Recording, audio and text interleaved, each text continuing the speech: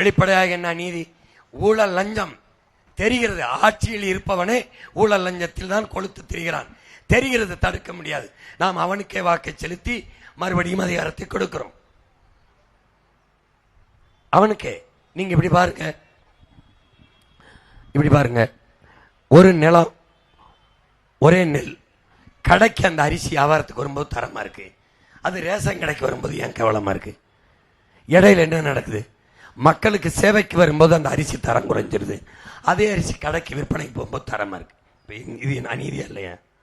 இது அநீதியா இல்லையா? 60 ஆண்டுகளா ஆண்டு இருக்கு. ஒவ்வொரு ஆண்டும் மழை பொழியுது, ஒவ்வொரு ஆண்டும் வெள்ளத்தில் மிதக்கிறோம். ஆனால் ஒரே ஆண்டுல 4000 2000 கோடி 3000 கோடி அவ்வளவுதான் செலவாகும்.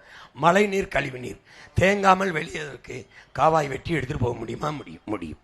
ஆனால் ஒவ்வொரு ஆண்டும் மக்களை வெள்ளத்தில் மிதக்க விட்டு வெள்ள நிவாரணம் 1000 கோடி வெள்ள நிவாரணம், 2000 கோடி வெள்ள நிவாரணம்.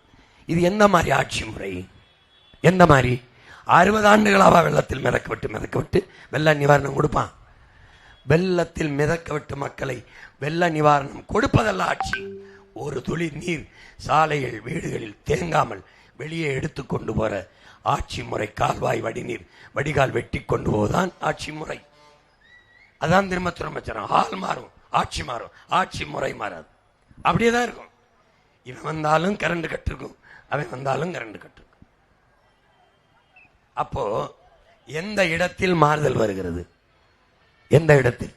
நீங்க ஒரு அரசு தன்னகத்தை வைத்து தன் மக்களுக்கு கொடுத்திருக்க வேண்டியது எது? கல்வி, மருத்துவம், குடிநீர். இது 3ஐயும் விற்பனைக்கு கொடுத்துருச்சு. தன்னகத்தை வச்சிருக்க கூடாது எது? சாராயம். அந்த டாஸ்மார்க்க அரசே நடத்துது. இதுதான் அநீதி. இதுதான் அநீதி. இங்க பாருங்க, ஒரு குடும்பத்தில் நம்ம அப்பா 5 பிள்ளைங்க நம்ம இருக்கோம், 5 பேரும் வீட்டை குடும்பத்தை நடத்த காசு இல்லை, இந்தாங்க குடிச்சு எனக்கு காசு தாங்கன்னு சொன்னா அந்த குடும்ப தலைவனை யாராவது தலைவன் மதிப்பமா?